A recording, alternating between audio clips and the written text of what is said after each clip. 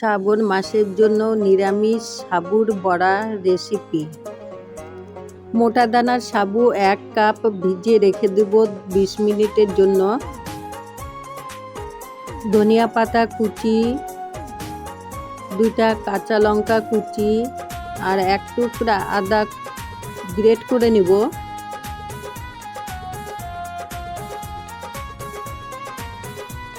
সাবুদানাগুলো ছেঁকে নিব,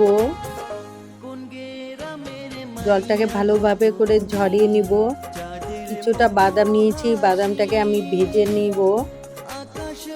মিক্সিং জারের মধ্যে আমি শুকনা পিষে নিব, একটু যাতে দানা দানা থাকে বাদামটা। ধনিয়া পাতা, লঙ্কা, আদা দিয়ে দিব। এখন আমি সাবুগুলো দিয়ে মিক্স করে নিব।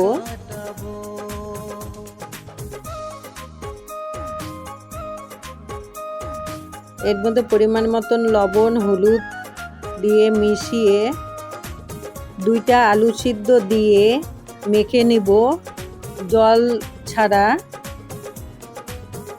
আপনারা নিজেদের ইচ্ছা মতন ডিজাইন করে নিতে পারেন। এরকম ভাবে করে আমি সবগুলো করে নিব। সবগুলো আমার করা হয়ে গেছে। সাদা তেল দিয়ে আমি গরম করে নিব, আর একটা একটা করে আমি ছেড়ে লাল লাল করে ভেজে নিব। এপিঠ ওপিঠ করে ভালো করে লাল লাল করে ভেজে নিতে লাগবে।